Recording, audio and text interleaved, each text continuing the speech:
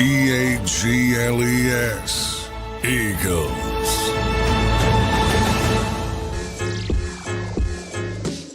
Welcome in, everybody, to the JAKIB Pregame Show. It's the first day of December, and we kick it off with a great NFL slate. Week 13, Eagles versus the Ravens this week. The 9-2 Birds coming off 7 straight wins, looking to take on the 8-4 Baltimore Ravens, second in the AFC North right now, fighting for their spot in the AFC playoffs. I'm your host, Zander Krause, joined by Dan Sileo. We'll have John McMullen join live from M&T Bank Stadium in Baltimore. He will join us in the hour program. Big Sills, how you doing on this Sunday, December 1st, my friend? Absolutely, man. You can feel it in the air. Big game Sunday. I mean, dude, this is a heavyweight championship fight. It is. I think this has a shot, Xander, to be the game of the year because you've got the two best running attacks in the NFL. You've got two young football teams that look like, you know what? Could this possibly be the first of two games that you'll see these two teams potentially play by the end of the year? I mean, would it be out of the realm of possibility that you have Super Bowl teams and Ravens and Eagles in New Orleans? I mean, dude, this is a big-time ball game. MVPs all over the place. I can't wait for this thing. Put your mouthpiece in because you don't need it today. You are, absolutely. It's going to be a ground-and-pound, physical football game here. In a way, Sills, the Eagles are playing another version of themselves, right? You got the dual threat quarterbacks, you got the good running back, you got the great offensive line, you got a physical football team coming in here. Should be a good one. Excuse me? Did you say like they resemble? Well, except for the quarterbacks. I mean, they're both dual threat dynamic.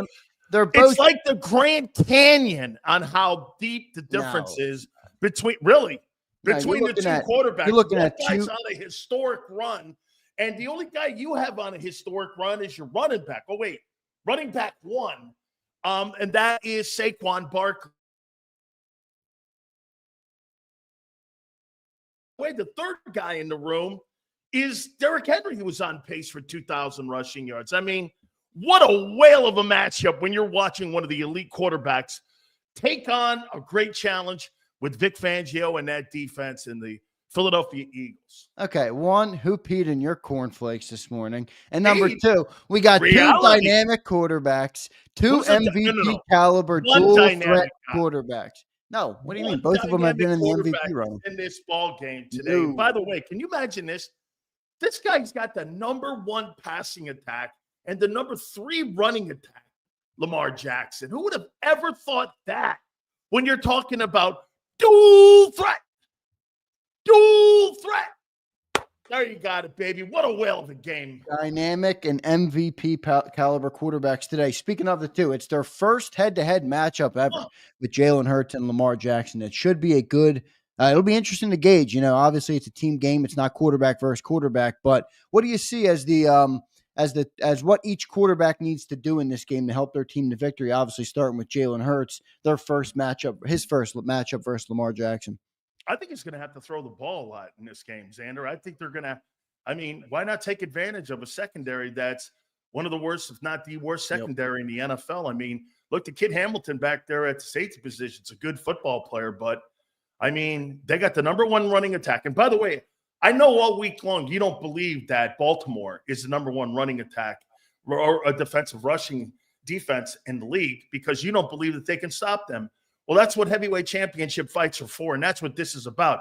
Are the Eagles going to be able to take down that number 1 rush defense? And if they do, this could be an easy game for them. But if they can't, the quarterback is going to have to make plays. By the way, I think both quarterbacks are going to have to make plays potentially in the passing game because you don't think that there's not going to be a priority with Vic to try to stop Henry to make sure that that guy can't get going because, dude, the two things you don't want to get going, you do not want to get Lamar and Derrick Henry going. And this is going to be quite a challenge today because of one thing.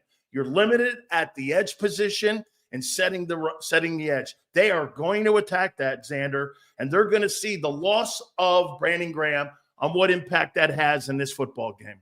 No doubt about it. You brought up the passing game, and we'll obviously dive into this running game when you talk about the two elite backs and Derrick Henry and Saquon Barkley. But the passing game, you brought it up, Sills. The Baltimore defense is 31st in the league in passing defense, giving up 276 yards allowed per game. It's 31st in the NFL, so second to last. Is this a day to get going? And by the way, some breaking news for everybody, for those who don't know, Devontae Smith has officially been ruled out. He is on the inactives list for the Eagles today. So we're talking about a passing game today, and we're talking about no Devontae Smith out there, Big Sills. You know what, though, man? 2 weeks ago, I would have thought that might have been a deal. But after watching Barkley last week against the Rams and how he covered that loss of Devontae Smith not being out there, one of the most disappointing things you and I said all week, and we love the player. I mean, we love Devontae Smith, but, dude, I didn't notice that he wasn't even on the field. He was like a no. I don't think you can go week to week not noticing that he's not on the field. I think you're going to have him, obviously, if you're going to try to go on and win a Super Bowl. But that's some big news here. And for them to be able to throw the football in this game, let's do this, Zander. Okay, it's true. They're 31st in pass defense, the Baltimore Ravens. But it's not like that passing game has been one of the better passing games in the league. They're 26th. I mean, end of the day, how much really is that going to be advantage? And here's something else to think about. You know, you want to be doing things consistently, don't you? Do you really believe that the Philadelphia Eagles can just flip a switch and all of a sudden throw for 375 yards and just go like that when the guy hasn't done it all year? He's had 4 games, over 30 attempts all season long. I mean, are they going to be able to flip the switch in this game and be able to take advantage of the secondary of the Ravens? That's going to be a must-watch. Yep, no doubt about it. Going to be a good one to watch there. And a lot of people have been talking about how physical this game's going to be. I see a high-scoring game. The Ravens are scoring 30 points a game right now, and the Eagles' defense are I think number 1 or number 2, giving up just 14.7 points per game. So something's got to give there, and with these two teams, it should be a good. I completely agree, Xander. This is going to be a physical football game. You know, if you thought that a couple weeks ago when you were watching like Pittsburgh and Baltimore play in a physical game, I got a feeling that this is going to be one of those games as well. By the way, I saw something in the chat here. Is Slay in or out? Slay is out, yeah. So I have the list of inactives here, and I will bring it up. Johnny Wilson is also out, and I know you don't get much production from him when it comes to the passing game and stuff. There's your list of inactives real quick, just on the screen for everybody. I know you don't see Johnny Wilson much, but he's a big run fit guy, Big Sills. They put him out there. Kellen Moore speaks highly of him solely because of what he can do in the run game. Now he'll be out there. I wonder how that affects, the running game, because you lost Ben Van Sumeren for the year, who they were using as a fullback at times, and now you use Johnny Wilson. Right, and now you're going up against a number 2 ranked running defense. That's going to matter, I think, in this game where you need those run fits to try and get the edge. Wow, what 2 attacking points if you're the Ravens and Todd Monken, the offensive coordinator. I get to go after Isaiah Rodgers, and then I get to go after the edge. And again, I'm not saying they can't cover it, Xander. I'm saying that's going to be a primary target for what the Ravens are going to try to do in this ball game. They're definitely going to go after Isaiah Rodgers. How does Vic Fangio cover for that? I mean, are you really going to play with Isaiah Rodgers, 2-eye safety, and 10 yards off the ball and give them a zone in the middle there for that tight end, Mark Andrews, and also for Zay Flowers to be able to get into that open zone like that? Man, I got to tell you, that's a remedy for disaster. And get this, Vic Fangio is going to earn his money today. He's going to earn his money today because you lose Slay. Then, like you said, on the other side of the football, these are premier players, Xander. These aren't just starters. These are Pro Bowlers when you're talking about Darius Slay and also Devontae Adams. Yeah, Devontae Smith, excuse me. Yep, no doubt. And speaking of the run game, I mean, we talked about them. The Eagles are the number 1 running team in the NFL. The Ravens are the number 2 running team in the NFL. These are 1A and 1B when it comes to that running game, and the quarterbacks are a big part of it, Sills. I just mentioned 2 guys that could mess up the Eagles' running game. Not mess up, but take away from it a little bit with extra run fits and the blocking out there. But how do you see this game going in the running game? Is it a ground and pound, or will both of these teams resort to passing the football more? There's a number 1 priority on stopping them. You've got to, on both sides of the ball, you cannot let Derrick Henry get going, and you cannot let Jalen Hurts and Saquon Barkley get going. You just can't. You've got to keep them. And when I say this, get this, would it shock me if you're giving another jersey away with 85 yards rushing with Barkley and another 30, 40 yards receiving and something like that where he's over 120 yards in all-purpose yardage? No. Same thing with Derrick Henry. Hey, 85 yards, 75 yards for these two ball players. You're hoping to hold those guys to stuff like that. Again, Xander, I think this game's going to come down to a team that makes the plays in the passing game and obviously that doesn't have the turnovers. And this is going to be a field position game. This is going to be an old school, line it up, run the ball about 35 times between both, and you're going to have to be so effective in the passing game for you to score. And, am I looking underneath 50 points? Potentially, I think 55, somewhere under 55 points in there when it comes to you think it's going to be a higher scoring game. I think it's going to be around that number in there, man, under 55, somewhere in there. Yeah, well, the difference between the two teams when you look offensively is both of them are obviously great in the running attack. I just told you Eagles 1, Ravens 2. Well, overall offense, Ravens are 1, Eagles are 3. The reason the Ravens jumped the Eagles is because they have one of the most prolific passing games as well in the NFL. Eagles haven't quite gotten up to there. That's why I say if this game becomes a passing game, you got to give the advantage to the Ravens, who have been able to do it all year, pass the football well. Here's the only thing that I don't like about Baltimore that I like about the Eagles in the passing game. Hurts is not going to stick the ball into a tight window. Hurts is going to take the sack. Lamar's going to take the turnover, it seems sometimes, make the bad play. I mean, I'm not talking about Jalen overthrowing. I'm talking about bad decision-making. I mean, Hurts has resigned himself because he's taken a ton of sacks already this year. Hey, man, I'd rather take the minus yardage play than the minus play in the turnover itself because that puts us in a worse situation. Now, again, the sack totals have gone up a lot for him this year because of not turning the ball over as of late since the bye. That's where I think he does a little bit better of a job on managing the game than what Lamar does. Lamar's going to try to jam it in there like he did in that Pittsburgh game, and you're going to get a massive turnover in there. But he's so gifted, man. I mean, you don't want to put the clamps on him or the handcuffs on him, but at times he just makes the big bonehead play, the kind of play that Josh Allen was notorious for.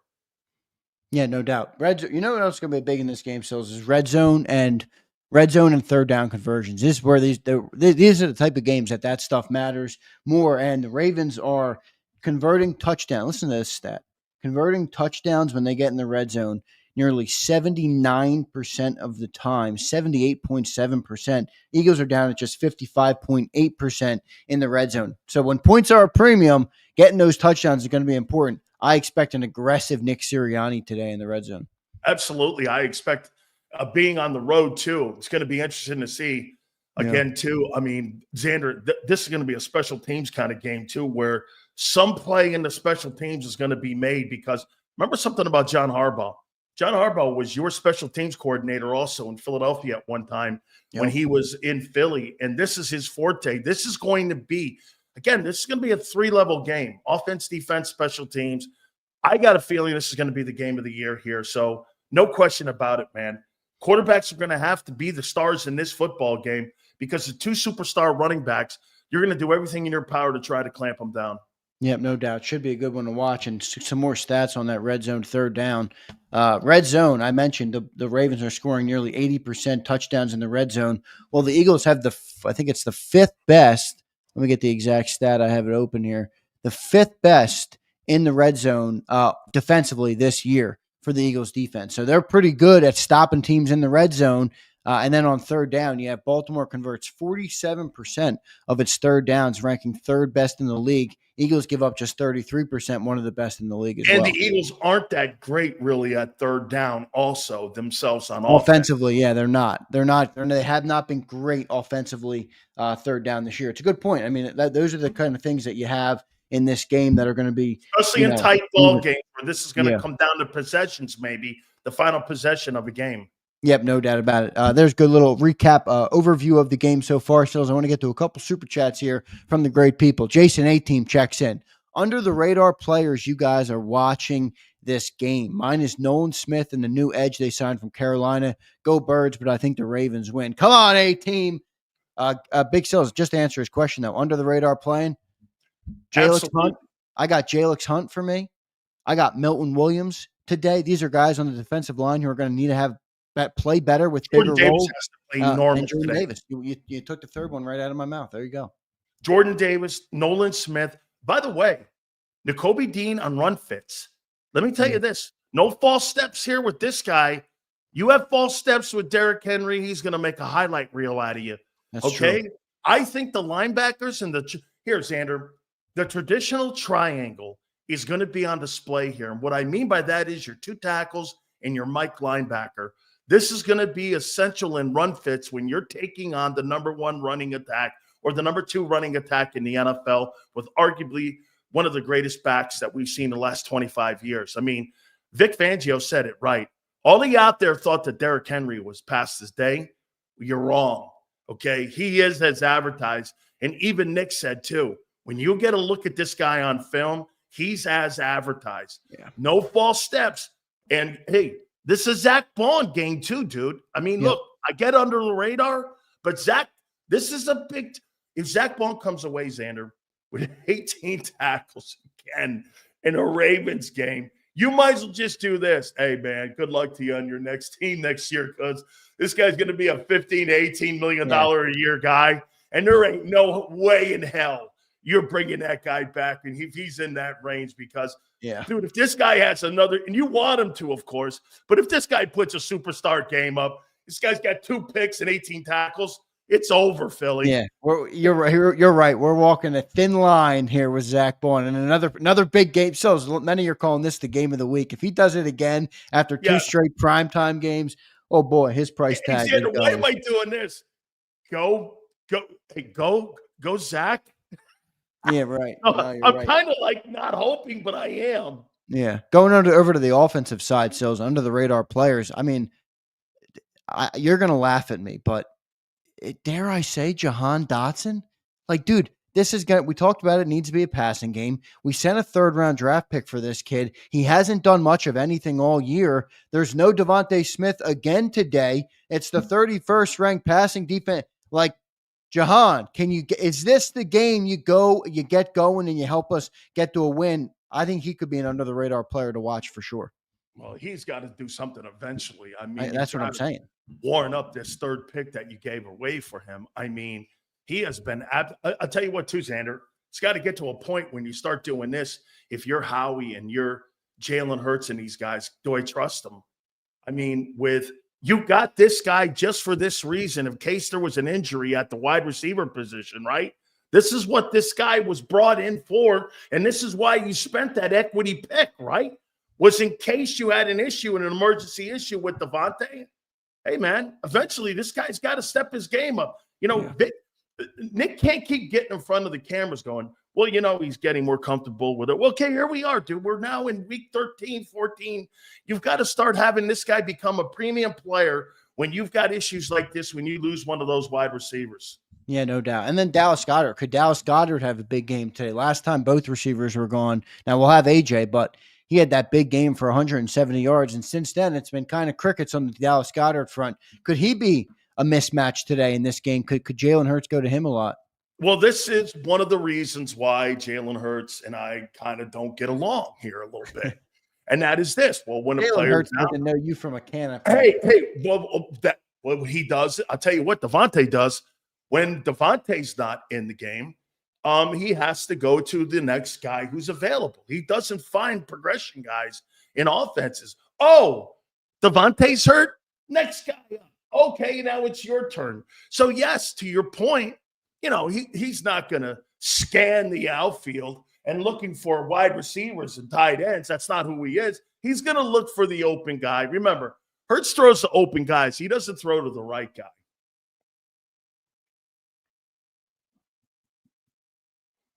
Let's keep rolling here. Another super chat from my man Brian checks in. I'm here for my victory lap. Jalen Hurts stinker loading. Going to show us why he doesn't deserve the praise and his contract. Groupies are cooked. Woo! Look at Brian Pumper, man. Hey, Brian, I'm feeling you, man. I'm feeling you in this one. Brian has been Sileo-ized to the point Brian, of no return. I'm feeling you, Hoss. Now they got this. They got Slay out and they got Slay out, BG out, and now you've got Devontae out. Sounds like you got a great full team ready to rock against Baltimore. Let's go. Let's see what happens, Brian. Josh Herman checks in. Sills, everyone is telling you to grow the goatee back. I think you should go further and shave your head next. Keep up the great work, fellas. Go Birds. I'll tell you what, man. If my Detroit Lions win the Super Bowl, I will shave the head. How you doing? That's my You're pick. Detroit Lions. Yeah, at the beginning of the year, my pick. By the way, how my Commanders looking today, man? Are they rolling back and getting it? Oh yeah, there they go. My Commanders are rolling back. How you doing? Let's go. Philly Don says it's going to be a fourth quarter field goal by Jake for the win. I do think it's going to be a close game. I think the kickers. You brought up special teams. I do think it's a good point today because you got Justin Tucker and Jake Elliott, two of the premier kickers in the league, but both of them have struggled mightily this year. Will one of them have a miss today that could determine the outcome of this game? No double doinkers. Let's go, man. We want seriously. Hey, double doinkers, man. But yeah, both guys have struggled. Justin Tucker's one of the greatest kickers in NFL history. He's been tanking it. Maybe he feels a little motivated after his Longhorns took out the Aggies yesterday. So I think that's why you're so. I think that's why you're so grumpy because your team got come back on by who is it? Wake Forest. I don't know what you're talking about. Yeah, I have no idea. I know. At least you're wearing the polo still, loud and proud. I can respect that. But what a pitiful performance. Nothing against my legacy. I got you. I mean, all these pep talks for the Eagles. Maybe you should have sent some over to the Miami locker room. They could have used one. Oh my Lord! And by the way, who told you Bama was going to win by 2 tutties? Well, congratulations. You beat a shitty Auburn team. Way to go. Congratulations. It's better than losing to a shitty Wake Forest team. I think they're getting in. Hurts. Brian says the Hurts Hive better hope their quarterback plays like a prime Byron Leftwich for us to even have a semblance of a chance. I don't. That means he's got to be a passer and have an arm. Brian, he ain't got an arm. What are you talking about? He's got a chicken wing. He doesn't have a chicken wing. You're 26th in passing. Great offense. Sounds like you guys are rolling. By the way, I said Wake Forest. It was Syracuse. Even worse. Syracuse. Syracuse is 8-3, but go ahead. Syracuse. Now Sileo is making excuses for Syracuse coming back and beating his Miami Canes. Yeah. No doubt. No doubt. Sills, defensively in this game, what are the keys? I mean, when you look at this thing, I know you got to stop Derrick Henry, but Lamar Jackson is just such a hard guy to deal with because of how good he is. You know, who needs to step up and have the big game on defense for the Eagles today? Hey, man, I'll tell you what, Quinyon Mitchell, man, I want to make this football game a one-dimensional game. I can't let him have an option. If I'm Vic Fangio, what's the number one thing you got to take away? Obviously, we said it. We have to take the run away. What gives you the best chance of winning? Me, in my opinion, I think you got to make Lamar try to beat you in the passing game. I don't think he can beat you throwing the ball 38, 39 times. I just don't. I think your football team's too good. Now, the problem is going to be this, Zander. Where are you getting your pressure from? Are you getting your pressure from Jalen Carter and from Josh Sweat in this ball game? Because get this, Jalen Carter's going against the second best center in pro football right now, in Tyler Linderbaum. And you're talking about Josh Sweat going against Ronnie Staley, who is pretty damn good himself. So where are you getting this pressure from? Is Vic going to get pressure to try to move him around? I'll tell you something else too, Zander. Do you really want to bring pressure? Because here's the thing. If you bring pressure and he breaks that contain and Nolan Smith can't set the edge, do you really want him on the perimeter running up and down the field and wide open? You don't, but still, I mean, you're at some point, I think you're going to have to pick your poison here. Because if you can't get pressure off the edges with no BG and you're relying on Nolan Smith and Jalen Hunt, and they for whatever reason struggle, which is very well a possibility. I mean, these are two guys who are unproven. If you can't do that, you know, they're going to beat you eventually. I mean, you said make Lamar Jackson throw. Okay, great. I agree with that. I'd rather him throw than run.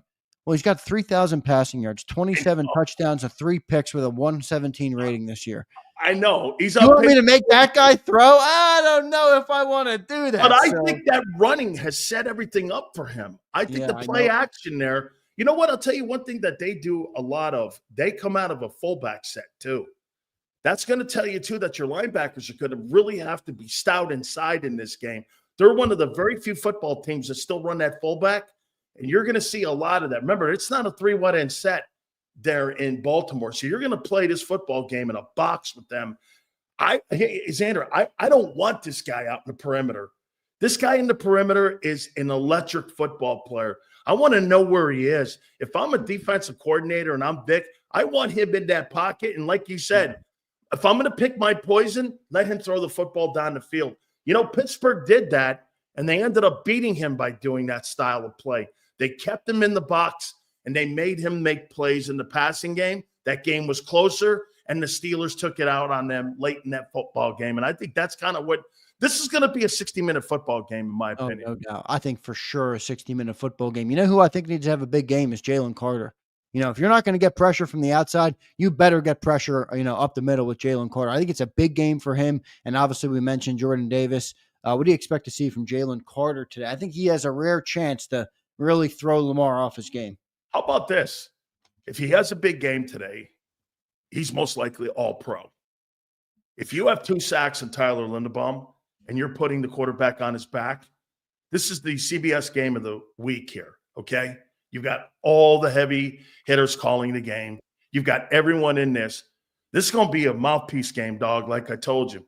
It's going to be a football game that you're going to really have to look at to understand that you're going to see a physical game. Tell you what, too, man. Baltimore, that stadium is one of my favorite stadiums. I've been there numerous times because of Army-Navy when they used to go back and forth between Philadelphia and Baltimore. Really a great stadium, great environment. Not a lot of parking down there in Baltimore. However, it's a really great environment. No doubt. Speaking of the stadium, let's go to the man, John McMullen, our Eagles reporter, who's at the stadium today. Johnny Mac from M&T Bank. You got the green screen on, but we know you're down there in Baltimore. I got to get that off. Yeah, we are down in Baltimore, trust me. But Dan's right about no parking in Baltimore. It is difficult, man. Yeah, and I saw your text, I'm sure. They don't have a sign in this city, Sills. It's unbelievable to me. But hey, they make you take mass transit, Zander, to get down to this thing, and they've only got about 18,000 parking places, and that thing sits like 70,000. I mean, there's no way to get in and out of there, man. John, what's the vibe down there at M&T Bank? What's the weather like? I wish I could tell you the vibe walking to the stadium, because it took way longer than I expected to get here. Bad travel weekend, obviously, but haven't really gotten a feel for it, other than it's pretty chilly out. Obviously, Devontae Smith, that's the biggest news, not going to be able to go. But Baltimore's missing a couple of key defenders as well. Marcus Williams, who's not having a great season, but has been a great player for a number of years. And Kyle Van Noy, who's one of their best pass rushers. He's going to be unable to go. So some serious issues from a Baltimore defense that's already been struggling. But for those asking for, might this be the game where the Eagles' passing attack gets going, a little bit more difficult with no Devontae Smith again. John, is it fair to wonder, is this a game where Jahan Dotson could finally arrive in Philadelphia? I mean, I know we haven't seen much from the kid, but we sent a 3rd-round pick for him. If Devontae Smith's out again, you're playing the 31st ranked passing defense in the NFL, giving up 266 yards a game. Somebody's got to get those yards for the Birds. Could Jahan Dotson be the guy to step up today? Well, I think the Eagles have gotten to the point where, they're going to run. They're going to try to run the football, and then if Baltimore's selling out, and maybe they start defending the run pretty well, then you kind of shift gears and adjust on the fly. I don't, even if Devontae Smith was here, I didn't see that changing, just because of how much success the Eagles have had running the football with their offensive line and Saquon Barkley in the backfield. It's kind of tough to go away from the strength of your offense. It's not what was expected at the beginning of the season, but it's where they are right now. And, Nick Sirianni got asked the question again this week. He's been asked it time and time again. He answers it the same way. We'll run the football 40 times if we have to. We'll pass the football 40 times if we have to. The hope here is they're going to run it 40 times, because that's been their path to victory over this long winning streak. Has been they barely pass the ball in the 4th quarter, he mentioned, because of the scores of the game. Now, if you're behind 10, things are going to change, but the Eagles have been playing at such a high level that they haven't been in that scenario. I will say on paper, this is the most talented team the Eagles have faced and will be the most talented team the Eagles will face in the regular season. So it's going to be a difficult test. I mean, John, they're going to have to, in my opinion, try to make this game one-dimensional for me, them heading into this game. I mean, the one thing that you can see that they're going to threaten, I would have to think with Darius Slay being out, especially what we saw with what Stafford did with Isaiah Rodgers. And then on the flip side of that, not having not having Nolan Smith out there. If I'm Baltimore, John, I'm attacking the edges, I'm attacking the perimeter, and I'm attacking CB1 because, like you said, they're not going to travel Quinyon Mitchell. And not that Zay Flowers frightens anybody, but he's a decent ball player. 81 catches. No, he's a good player. Yeah. You know, I mean, and the thing about the Baltimore receivers, they're not great. You don't have an A.J. Brown type, but you got a bunch of guys who can make plays. They go 4 or 5 deep, guys who can make plays, led by Zay Flowers, who's a pretty good player. But yeah, I mean, this. I don't think people realize this Ravens team has been historic offensively through the first 12 games of the season for them. They are second to the 2000 Los Angeles Rams. That's the greatest show on turf, Rams. wow. Second in NFL history in yards per play on offense. Second. So, they run the football. You think we talked about Saquon Barkley's historic season in Philadelphia, rightfully so.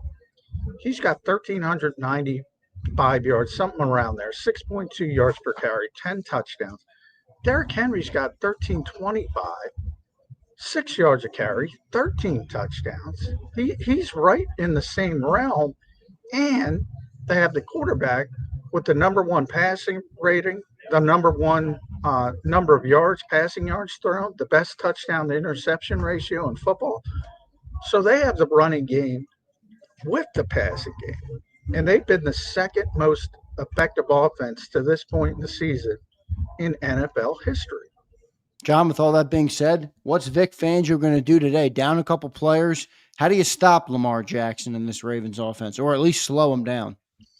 Well, I think, knowing Vic's mentality, number 1 is to try to slow the running game and try to make them as one-dimensional as possible. And I just mentioned that's easier said than done because they have a good offensive line.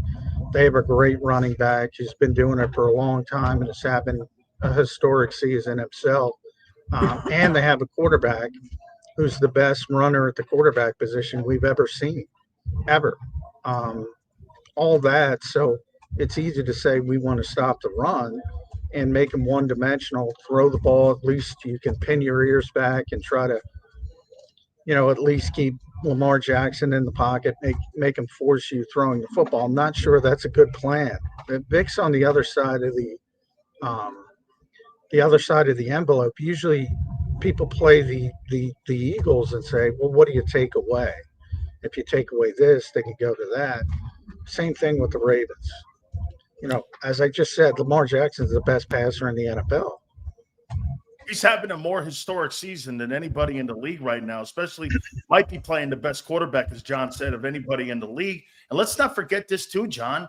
This guy's on pace for 950 yards rushing. Yeah. I mean, 4,500 yards passing, 40 touchdown passes. Nobody's ever seen anything like this. I get the postseason stuff. I get it when you're talking about him. But when I watch that player play, I don't have to have somebody break it down to me. That guy's one of the greatest players I've ever seen, and I couldn't have been more wrong about the guy. John, his first year, he couldn't hit the broadside of a barn in that playoff game against the Chargers. And what they have done in Baltimore by developing him, by getting the right coordinators in, especially with what Todd Monken does, I'll say this to you, man. Todd Monken has done every single thing possible to expand this guy's game. Let's not forget, in 2017, he won the MVP award. There wasn't really anything wrong with that offense. What they did, they evolved it. That's the one thing, Zander, that the Eagles, with all the coaching changes in the offensive side, it's a slow walk on developing of Jalen compared to what they're doing in Baltimore. Baltimore got the right coaches to elevate and move the sticks for Lamar. Lamar's improved. John, look at him from where he was even 3 years ago when he threw the ball for 3,100 yards. Now he's a 4,000-yard passer. He's a 40 touchdown guy. How they've developed him in Baltimore, it's a true testament to the organization and the coaching staff. Yeah, I mean, they deserve credit too. You know, he's an immensely talented player. Vic was talking about him. I mean, Vic based him last year with Miami. He lit him up for 5 touchdowns. So he's got tremendous respect for Lamar Jackson as a player. He mentioned, remember, he was the 32nd overall pick because a lot of people had questions about could he throw the ball. And the Eagles, ironically, had that pick. They were coming off the Super Bowl win. And, of course, they weren't going to take a quarterback at the time. We're not even talking about Jalen Hurts. We're talking about Carson Wentz. But, you know, so a lot of people will look back in hindsight and say the Eagles could have had Lamar Jackson. No, they couldn't have. They weren't going to take that player at that position. But for everybody else who needed a quarterback before that, you know, they missed. And they missed pretty badly. Because this is a player that's, again, it's hard to – I talked about with Jalen Hurts as well. It's hard to embrace the uniqueness of the player. That's the one thing Baltimore's done. They didn't try to make him into a traditional pocket passer. They didn't try to take away his +1 ability in the running game. They tried to take advantage of it early and then tried to develop him as a passer, which they have done to the point he's, you know, when he does sit back there, he's tremendously accurate as well. So, hey, John, yeah, it's a testament. John, really, it's a true testament to the organization, too. And Ozzie Newsome and now Eric DeCosta, who's the general manager, took over for him. John, that organization, man, they do such a great job of talent evaluation, drafting, bringing the right players in, getting the right coaches. It has been, and Steve Biscotti, the owner, needs to get a lot of credit for how they have handled that organization. And Ozzie Newsome coming over from Cleveland and building that franchise up, the Ed Reeds of the world, the Ray Lewises of the world, finding free agents like Rod Woodson and plugging these guys in. They have been really one of the gold standard organizations in all of pro football. Yeah, they have. And it's been that way for a long time. You know, I'm not going to blame Ozzie and Eric for the parking situation, but that's about the only thing you can complain about in Baltimore. I mean, yeah, it's one of the organizations. The Eagles are one of those organizations as well. And there's not a lot of – you see it. You see it in the time, you know, over the weekend, people watching the Chicago Bears, people watching – you know, teams flub these games. Could be at the college level, could be at the pro level. You know, these are the two of the most well-regarded organizations in the NFL for a reason. And Baltimore's been doing it for such a long time. And they did that transition from Ozzie Newsome to Eric DeCosta. It was seamless. Ozzie's still around. He still helps. They draft well. They have good coaching, continuity. You know, John Harbaugh might be the coach here if it worked out the right way. The Eagles have such respect for him and still do. But he's been so good. There's only one coach, Mike Tomlin, who's been coaching longer as a head coach than John Harbaugh. So continuity is a part of it. Yeah, there's not much to complain about this organization. John, how much of an impact is the loss of Ben Van Sumeren and Johnny Wilson? And the reason I bring those two guys up is we talked about how they're going to try and run on everybody. Well, Johnny Wilson was a great run blocker, as Kellen Moore loved talking about him. And Ben Van Sumeren was getting some snaps recently as fullback. Now, maybe it's not that big of a change, but how much are those two impacting this run game and how good it's been? Well, I don't know about the run game as much. If you just look at the raw numbers, I mean, some of Ben's blocks were like highlight blocks. So, but yeah, those would be like fourth quarter blocks when the game wasn't, you know, already not in doubt. So, you know, they were great. They're, as I mentioned, they were highlight worthy. People liked them. Same thing with Johnny and the fact that, you know, just from the raw number of snaps, he doesn't play that much. So it's not like he's out there 50 snaps trying to block for Saquon Barkley.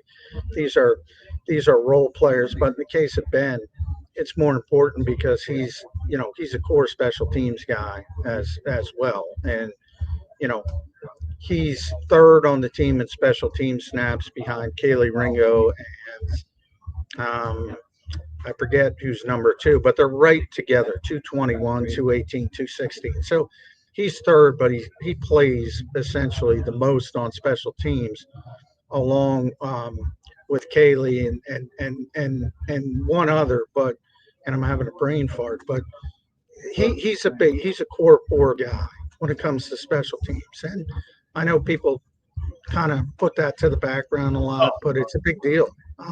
And he plays it. So what I'm trying to say is he plays a lot. He just plays on the third base.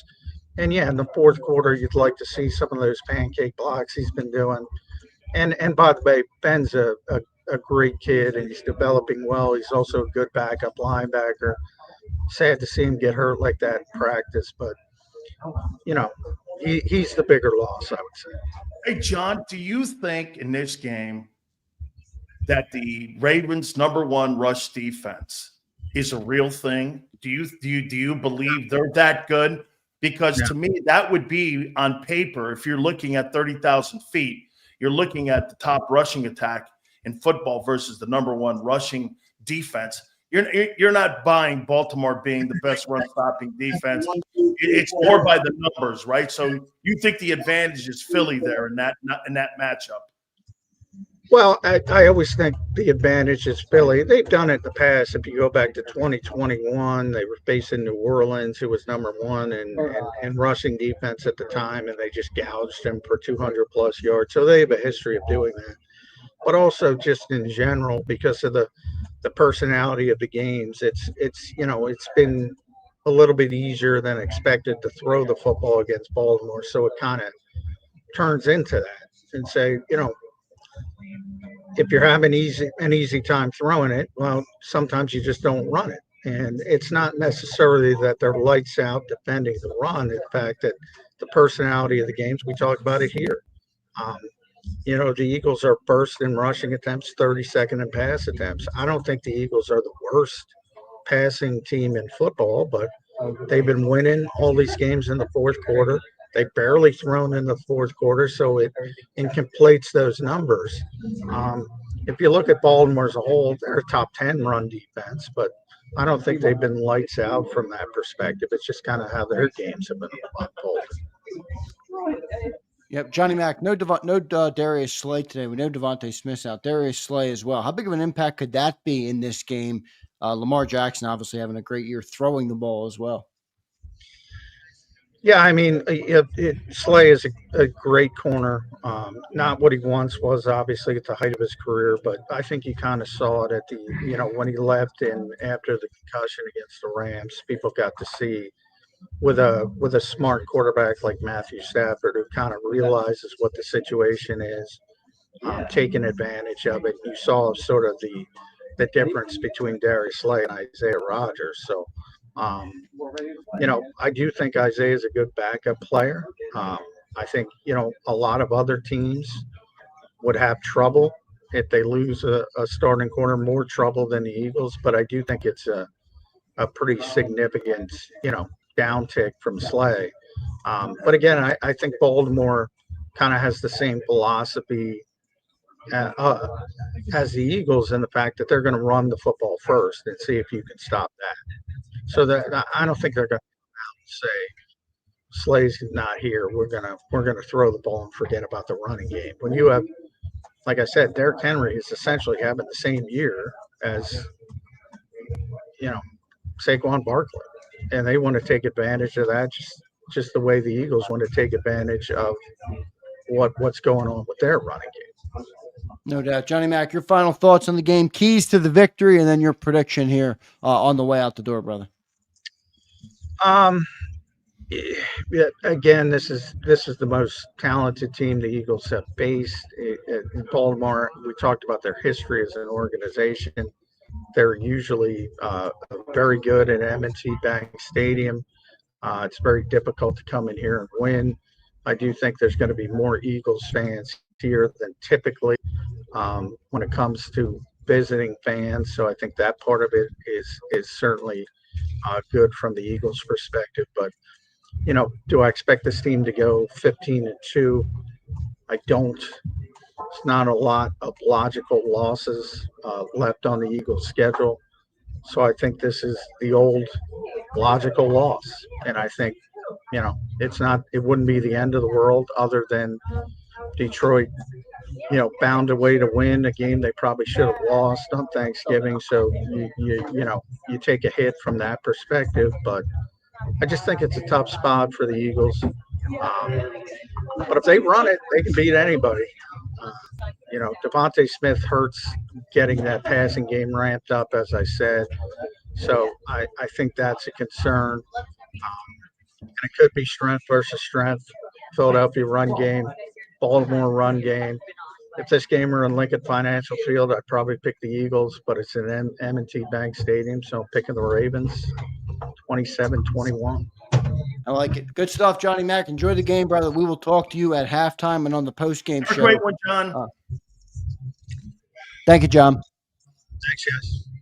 All right, there's Johnny Mac joining us from M&T Bank Stadium. Going to be a chilly one today, Sills, I bet, down there in Baltimore. Should be good. We got a couple super chats we'll hit. I bet this game is over quick, too, and I'll tell you why. Over quick? Yeah, because you know why? That clock's going to continue to run when you have a lot of running attempts. Xander, between both teams. Over. I thought you meant over. No, I think this thing's going to be over quick. Yeah, gotcha. Would it be beneath us to believe that there could be as many as 90 rushing attempts combined between both teams? I mean, 45 and 45, 42, 40, somewhere 38, 42, something like that, where you could have 80 rushing attempts, which keeps that clock going, which means this, Xander, possessions are going to be vital in this game on making sure you don't make the ultimate mistakes and having turnovers because, hey, I'll give you the over-under on this. I could see between both teams having 10 or more play drives, 2 for the Eagles, potentially 2 for the Ravens, and that really puts that game where you're going to be squinched against the time here, man. Time is going to be an issue in this game because there's going to be a lot of running attempts. No doubt about it. Sills, your keys to the game here in this game. We got a couple super chats we'll hit, but before I get your prediction, I know you kind of mentioned them, but just your keys to the victory here.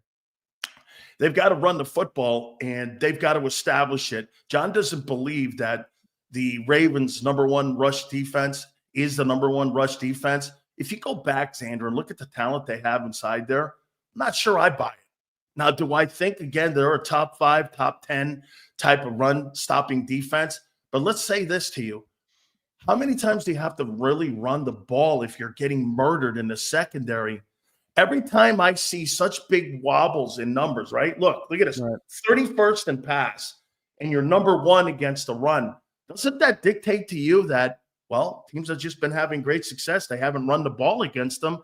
So why would I run the ball against them? You're throwing the ball against it. So I wonder what that number really is. Are they that good against the run? That kind of concerns me if you're Baltimore going in that. And if I'm Philadelphia, I want to test that immediately. And now, on the other hand, for the Ravens, I think the Ravens are going to go after Xander. If you don't have players that are as experienced or as talented, I don't care who you are.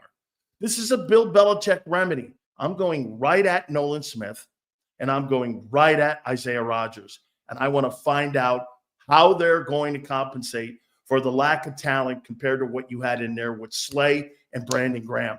I'm going to find that out. I'm also going to do this. I'm going to put that tight end, Mark Andrews.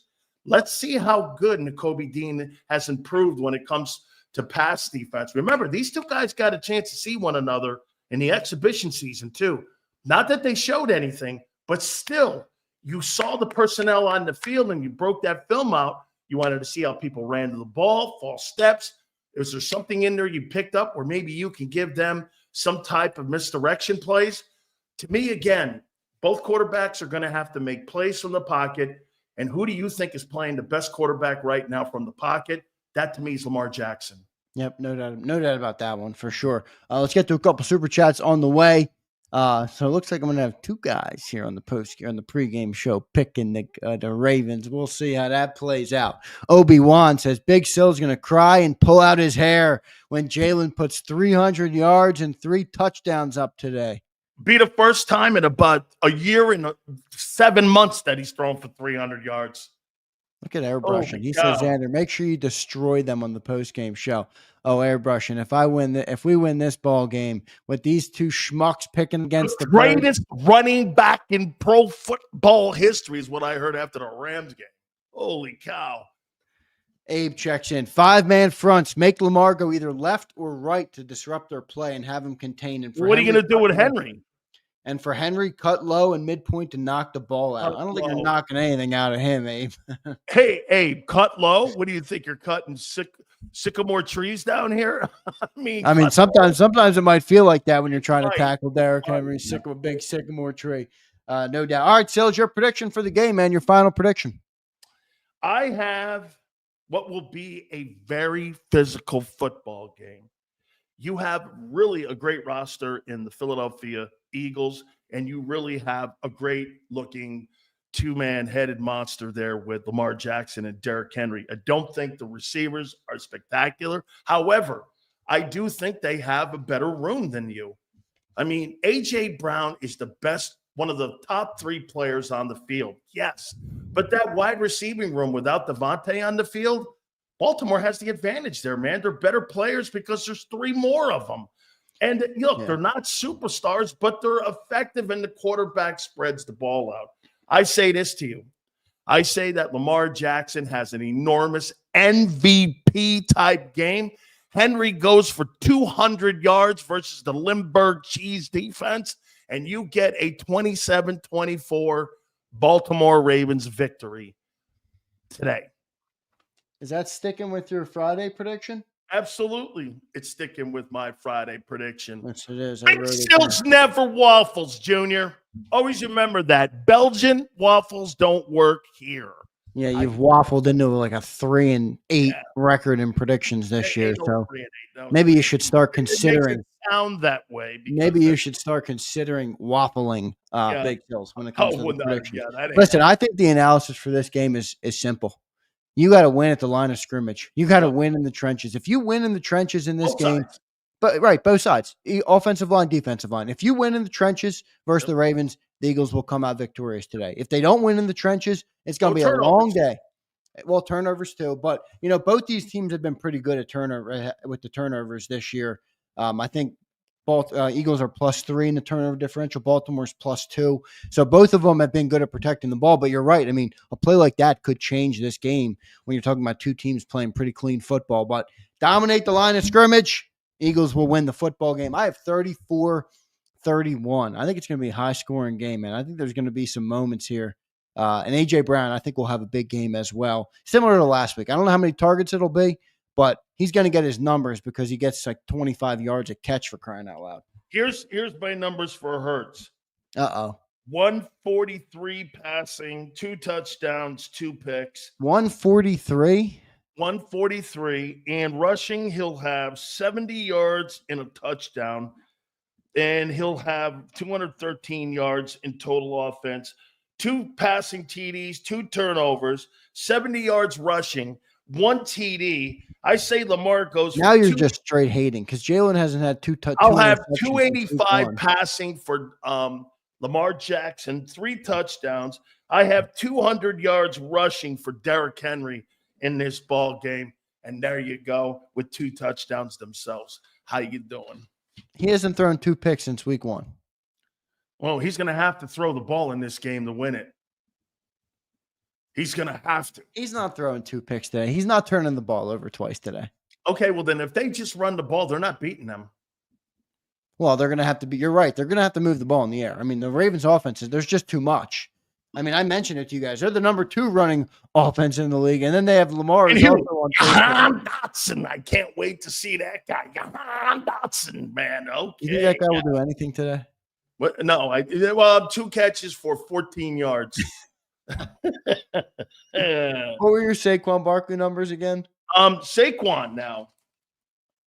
Saquon Barkley, 28 carries for 170 yards and receiving 4 catches, 42 yards. All right. So another jersey giveaway. Hurts hangs around the 150 number, 150, 160 in passing. I mean, that's what he is. Last week was the first game he went under 200 in like 6 weeks. Yeah, no, because he's been throwing prolifically for 200 yards every game. This guy's 160, 170. You got him at 143 versus the best team versus the best team. 140, yeah, well, who said he's good? So you think Hurts is dropping a Brian Pumper stinker today? Yeah, I do. 143 and 2 picks. I mean, you know what? I don't think he's going to have I don't think he's going to have a lot of opportunities. I think what Baltimore's going to do is they're going to try to play field position and time possession, and they're going to have these long period drives against them. You know why? Because the Lindbergh cheese defense will be back. You told me this about the Rams too. Derrick Henry wasn't playing in Los Angeles. Yeah, you'll flip the narrative again when you need to. Right. Nick Marchetti says delusional picks. Stills. You see what I have? It's called conviction. Nicky. Marchetti, I agree. Philly Don says, here's a prediction. Harris, first sack as an Eagle. Philly Don, I'm going to say no to that. Who's Harris? The dude they just picked up on waivers. Oh, yeah. Okay. Is he going to play? He wants to be called Chuck Harris instead of Charles Harris. I'm like, go get a sack first before we call you Chuck. Really, kid? How about this? Really, get some playing time before you call you anything. Yeah, for real. Give me a break. All right, everybody. Good stuff. Great pregame show here. 25 minutes from kickoff. Enjoy the afternoon slate. What do you have?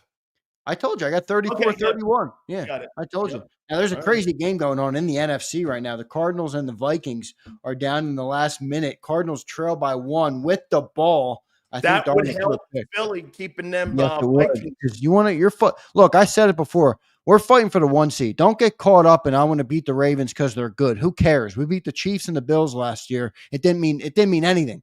We want the 1 seed because it's the best path to getting back to the Super Bowl. So that's what I'm going.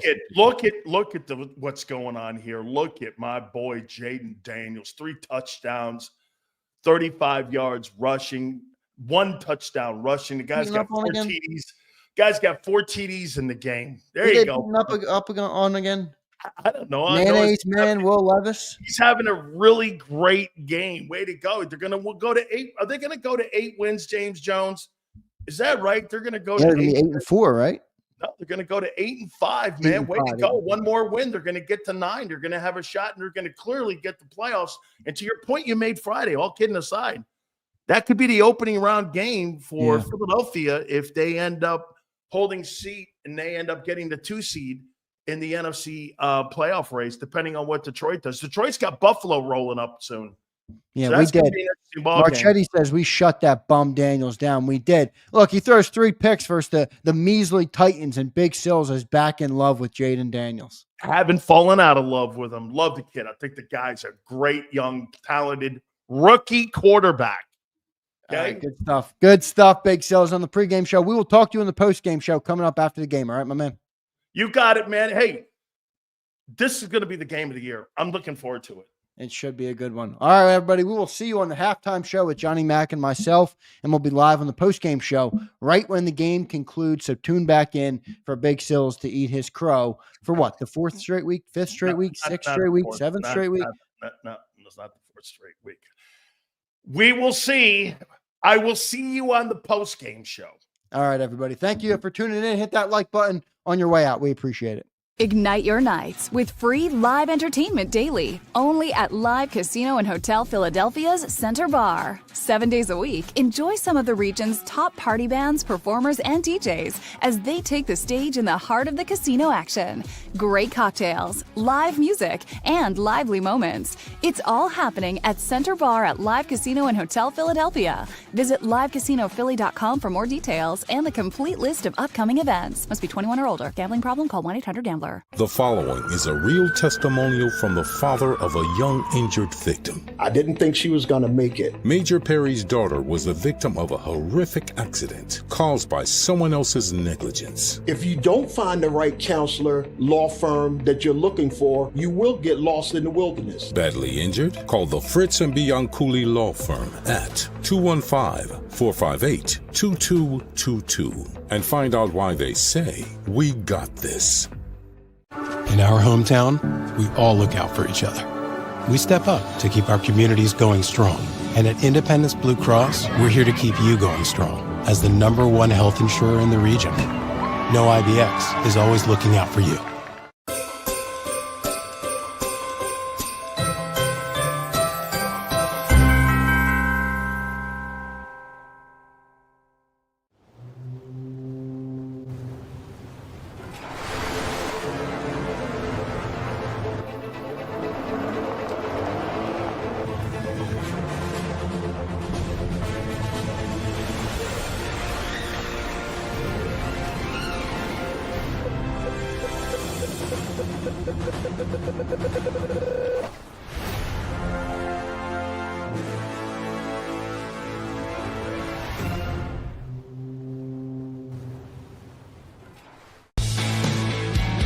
noticed that there was mold creeping into our basement about a year and a half ago, and wanted to make sure that we were getting rid of the problem permanently. We actually reached out to several different contractors to get it resolved, and actually 2 of them recommended DryTech to us as a long-term solution. Other than the noise factor, we wouldn't even know that there was work being done on the basement level. It's really been a clean process for us.